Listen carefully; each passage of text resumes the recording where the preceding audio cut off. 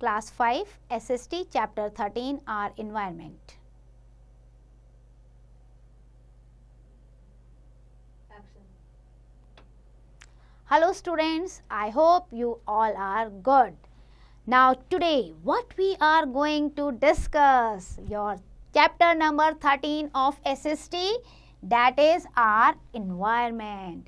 और बहुत ही प्यारा चैप्टर है बेटा, क्योंकि हम इसी एनवायरनमेंट में रहते हैं तो we need to discuss everything related to our environment. तो क्या हम डिस्कस करेंगे डिफरेंट टाइप्स ऑफ पोल्यूशन जो हम फेस कर रहे हैं these days. Air pollution, water pollution, noise pollution and soil pollution. इन सभी पोल्यूशन के बारे में आज हम इस चैप्टर में डिस्कशन करने वाले हैं. चलिए, the environment it is a crucial for our survival. क्योंकि एनवायरनमेंट क्या है? Our surrounding. तो हमारे सर्वाइवल के लिए हमारा एनवायरनमेंट बहुत ज़्यादा ज़रूरी है. It is just the right mixture of natural resources which support our survival. अब नेचुरल रिसोर्सेज जो हमारे सर्वाइवल को सपोर्ट करते हैं वो क्या है? That is sun, water and air. बहुत ज़्यादा ज़रूरी है हमारी लाइफ के लिए. And nature is not only beautiful but is essential for our life also. बेटा, सुंदर तो है ही नेचर, भगवान ने हमें दी है, ठीक है, लेकिन ज़रूरी भी है हमारी लाइफ के लिए. However, in the name of development, what we have done? We have played havoc with our nature. We have cut down the trees to meet our needs. We have burnt a great amount of coal and petroleum product. We have used chemicals for increased production of crops. भैया इतना ज़्यादा हमने कर दिया है ना बेटा. पेड़ काट लो, केमिकल यूज़ कर लो, वाइल्ड लाइफ को मार दो, मतलब किलिंग हो कर दिए जानवरों की. ये सारी चीज़ें, ये सारी ह्यूमन एक्टिविटीज़ क्या कर रही है? हमें लगता है कि हम डेवलप कर रहे हैं, but on the name of development हम क्या कर रहे हैं? हम इन्वायरमेंट को डिग्रेड कर रहे हैं, हम अपनी नेचर को जो है ख़त्म कर रहे हैं. That is very wrong. तो क्या आपको लगता है ऐसा डेवलपमेंट होना चाहिए जहां हमारी जो एसेंशियल ज़रूरत है, जिसकी वजह से हम सर्वाइव करते हैं, वही ख़त्म होती जा रही है? सो बेटा, in long terms these activities are going to harm our environment and life. जो आज हम ये कर रहे हैं ना, लॉन्ग टर्म में इसका नुकसान हमें भुगतना ही पड़ेगा. तो अब ज़रूरत क्या है? जो ये different types of pollution arise हुए हैं, इनको कंट्रोल करना, इनको समझना. तो सबसे पहले हम डिस्कस करते हैं एयर पोल्यूशन को. एयर क्या है? It's a mixture of different gases like oxygen हो गया आपका, कार्बन डाइऑक्साइड हो गया, नाइट्रोजन हो गया, एक्सेट्रा. अब हम कौन सी गैस को इनहेल करते हैं?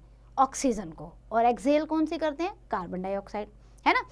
Breathe in oxygen, breathe out carbon dioxide. अब इसको आप ऑन द अदर हैंड देखो तो जो ट्रीज़ हैं वो कार्बन डाइऑक्साइड को यूज़ करते हैं to make their food. And what they release oxygen, जो हमारे लिए बहुत ज़्यादा ज़रूरी है. सो ट्रीज़ का इम्पोर्टेंस हमारी लाइफ में बहुत ज़्यादा है. हमें ये पता है, फिर भी हम कट करते जा रहे हैं ट्रीज़ को. जब हमें पता है कि ये ट्री हमें ऑक्सीजन दे रहे हैं तो हमें उन्हें कट नहीं करना चाहिए, बट डिफॉरेस्टेशन हो रहा है, और जिसकी वजह से हमारी एयर प्रॉपर्टीज़ डिस्ट्रीब्यूट हो रही है, मीन्स बिल्कुल ख़राब हो रही है. Now not only this, we burn petroleum products and coal in the machine, factories, vehicles, बहुत सारी ऐसी चीज़ें हैं बेटा जो स्मोक्स को रिलीज़ कर रही है, जिसकी वजह से एयर में गंदगी होती जा रही है, डस्ट भरता जा रहा है. Some air pollution is also caused by natural causes like forest fire तो हो ही रही है, वोल्केनिक इरप्शन हो गया, पॉलन फ्रॉम प्लांट्स और फ्लावर्स हो गए. लेकिन सबसे ज़्यादा जो एयर को पोल्यूट कर रहा है that is the human activities. Air pollution is the cause of number of diseases pertaining to our lungs and eyes. It is also harmful for plants and trees. आप देखो कितना ज़्यादा लोग अस्थमेटिक होते जा रहे हैं these days, क्योंकि क्वालिटी ऑफ एयर जो है वो डाउन होती जा रही है. तो बहुत ज़्यादा बीमारियों का हमें सामना करना पड़ता है बिकॉज ऑफ एयर पोल्यूशन. अब एयर पोल्यूशन के बाद जो सेकेंड पोल्यूशन है that is the water pollution. Air भी ज़रूरी है और वाटर भी हमारे सर्वाइवल के लिए ज़रूरी है, फिर भी हम इसे पोल्यूट करते हैं डिफरेंट वेज में. We pollute the water at home when we are washing the clothes and utensils. अब इसका मतलब ये नहीं है कि कपड़े ना धोएं, बर्तन ना मांजें, लेकिन जब हम पानी बहुत ज़्यादा वेस्ट कर रहे हैं उसमें, बहुत ज़्यादा केमिकल्स को यूज़ कर रहे हैं। एक हर्डर आप देखो, washes his animals and pollute the ponds. भैया तालाबों में ले गए, जानवरों को नहला दिया, सब कुछ कर दिया। इन सब चीज़ों से भी आपके जो है वाटर पोल्यूशन होता है। फार्मर क्या है, खेतों में केमिकल यूज़ कर रहा है, फर्टिलाइज़र, पेस्टिसाइड यूज़ कर रहा है, ये सारे वाटर बॉडीज़ में रिलीज होते हैं, इससे भी वाटर पोल्यूट हो रहा है। इंडस्ट्री क्या है, जो भी वाटर उसका गंदा हॉट वाटर है उसे डिस्चार्ज कर देती है, गंदे पानी को डायरेक्टली नदियों में, उससे भी वाटर पोल्यूट हो रहा है। व्हेन वी ड्रिंक और यूज़ पोल्यूटेड वाटर तो क्या होगा, हमें बीमारियां होंगी। कितना आरओ लगाओगे बेटा, आरओ से तो और पानी वेस्ट भी होता है। तो पानी को साफ रखने की बहुत ज़्यादा ज़रूरी है। वाटर बॉर्न डिजीजेज इतनी ज़्यादा हो गई हैं, हर दूसरे बंदे को देखो जॉन्डिस हो रहा है, टाइफाइड हो रहा है, गैस्ट्रिक प्रॉब्लम हो रही है। तो ये सारा किससे होता है, पोल्यूटेड वाटर से होता है। One thing is for sure, we can not live without water, ये हमें समझने की ज़रूरत है, और इसलिए वाटर पोल्यूशन को रोकना भी बहुत ज़्यादा ज़रूरी है।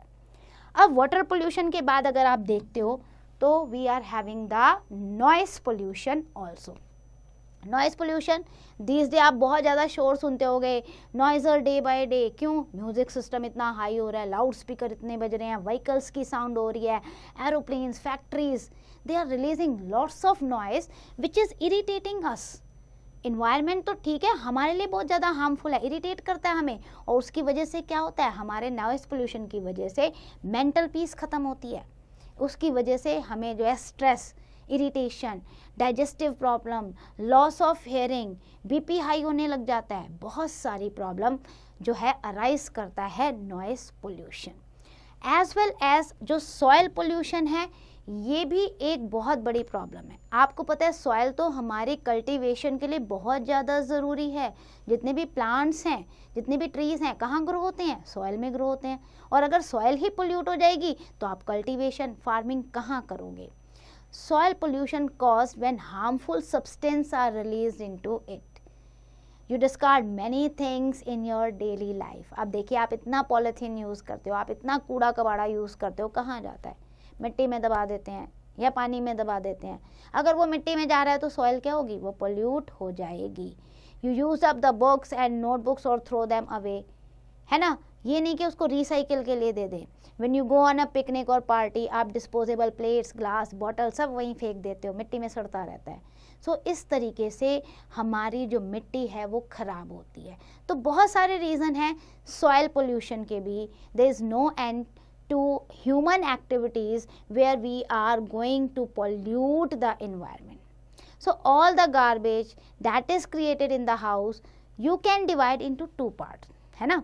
जब आपने इतना पोल्यूशन कर दिया तो अपने गार्बेज को भी दो पार्ट में डिवाइड कर सकते हो। कैसे, एक को आप कर सकते हो बायोडिग्रेडेबल और दूसरा आपका हो जाएगा नॉन बायोडिग्रेडेबल वेस्ट। ये मैं आपको क्यों बता रही हूँ बेटा, अगर आप बायोडिग्रेडेबल और नॉन बायोडिग्रेडेबल इस टाइप में वेस्ट को क्लासीफाई कर दोगे ना तो थोड़ा सा इन्वायरमेंट को हेल्प हो जाएगी। क्योंकि बायोडिग्रेडेबल क्या होते हैं, वेस्ट जिन्हें हम रिसाइकिल कर सकते हैं, रीयूज़ कर सकते हैं, जिन्हें मतलब हम रिलीज़ करते हैं तो सॉइल में एटलीस्ट हम उनको यूटिलाइज कर सकते हैं। बट नॉन बायोडिग्रेडेबल्स जो होते हैं आपके, लाइक सिल्वर फॉइल्स हो गए, मेटल हो गए, ग्लास हो गए, या आपके ई वेस्ट हो गए, आपके ये मोबाइल्स वगैरह है, इलेक्ट्रॉनिक चिप्स हैं, ये तो कहीं पे भी इनका मतलब यूज़ ही नहीं है। ये कहीं पे भी अंदर अर्थ में समा ही नहीं सकते हैं, ना पानी से ये हटते हैं, ना आपकी मिट्टी से हटते हैं, ना एयर से हटते हैं। तो इनको आप अलग रखिए और बायोडिग्रेडेबल को अलग रखिए।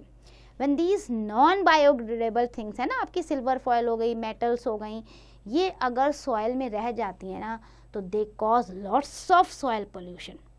We can limit this type of pollution to some extent. Many of things can be recycled. हम इसीलिए बार बार कहते हैं कि बेटा ये नॉन बायोडिग्रेडेबल थिंग्स जो हैं इनको रिसाइकलिंग के लिए दे दो प्लीज़, है ना। Most of the things can be recycled, not in a good quality such as plastic, paper etcetera, but some of things can be recycled at all.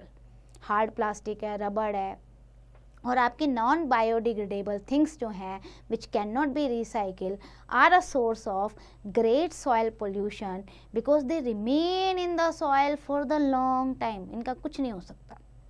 तो अब हमें क्या करना है, इतने पोल्यूशन हमने डिस्कस कर लिए। So what we need to do with these non biodegradable waste. क्या करेंगे हम जो है बेटा 3R का फॉर्मूला यूज करेंगे.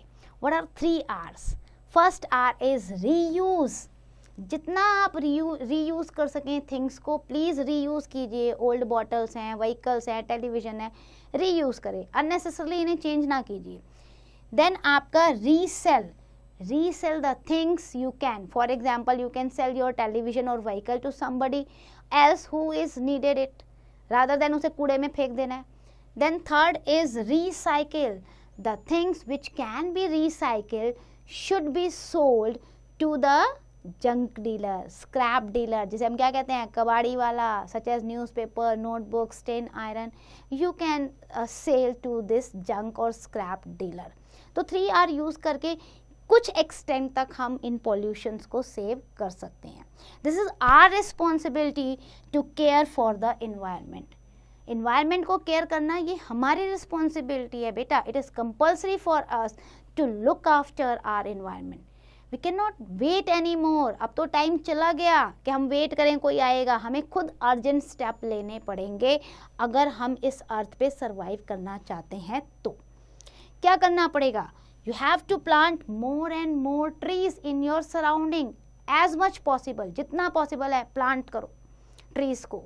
Use only as much water as you needed. ऐसे ही टैप को फ्री मत छोड़ दो प्लीज. पानी वेस्ट ना करें. Never burn the biodegradable things. ये जरूर आपने अपने आसपास देखा होगा, लोग कूड़ा इकट्ठा करते होंगे मार्केट में कहीं पे भी, तो वो उसे जला देते हैं, चाहे उसमें प्लास्टिक है चाहे उसमें कॉपर है. प्लास्टिक जितना जलेगा बेटा उतना ही वो आपकी एयर में पोल्यूशन भी क्रिएट करेगा. तो इनको आप बर्न ना होने दें. Let them mix with the soil try and then avoid the use of plastic bags और प्लास्टिक थिंग. आप अवॉइड कीजिए ना, आप जूट बैग्स लीजिए. Why you are using the plastic bags? आपको पता है आपको हिमाचल में जो है प्लास्टिक बैग्स बिल्कुल बैन है. आपको कोई भी सामान जो है वो कागज़ के बैग में मिलेगी या आप अपना जूट बैग लाइए. तो हम ऐसा कर सकते हैं. Buy things which are not harmful to the environment. ऐसी चीज़ों को यूटिलाइज कीजिए. और जहाँ तक जा सकते हैं बेटा वॉक करिए, बाइसिकल को यूज़ कीजिए शॉर्ट डिस्टेंस के लिए, या पब्लिक ट्रांसपोर्ट को भी आप यूज़ कर सकते हैं instead of your private transport every now and then. Then conserve the energy as much as possible. Waste मत कीजिए इलेक्ट्रिसिटी को. तो अगर ये कुछ स्टेप्स हर एक बंदा उठा लेगा ना बेटा, तो these small baby steps can convert the environment into the beautiful and pollution free environment. तो इस चैप्टर का मकसद ही बेटा यही था डैट आप अंडरस्टैंड करें डिफरेंट टाइप्स ऑफ पोल्यूशन को और आप इन बातों को समझ सकें कि हमें कैसे इससे बचना है और कैसे इन्वायरमेंट को हेल्दी करना है. So that's and for the chapter. Let's do the quick revision. What environment is? It is very crucial for our survival. और environment का degradation कैसे हो रहा है? Because of the different types of pollution. Air pollution कैसे हो रहा है? Emitted the smoke by the different vehicles and other things which causes the many diseases. Then apart from air pollution we have polluted the water also. Noise pollution is also there.